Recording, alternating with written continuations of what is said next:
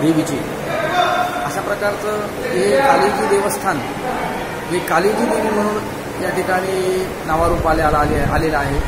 तर हे कालीजी देवस्थान असं कालीजी नाव ह्या देवीला आहे। तर मूळ म्हणजे या देवीचं नाव आहे रेणुका मातेचं हे मूळ स्थान आहे। ही देवी रेणुका माता माहूरवरनं या ठिकाणी कालीजी नावाचे ऋषी जे होते ते ऋषींनी या देवीची स्थापना या मुदखेड ग्रामामध्ये केलेली आहे। जवळपास 500 वर्षाचा हा इतिहास कमीत कमी आहे।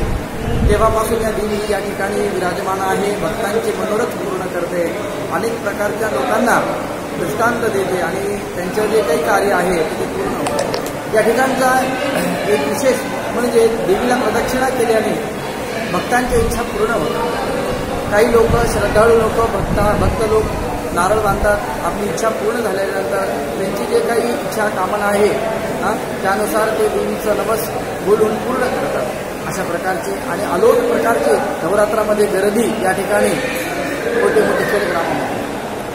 काले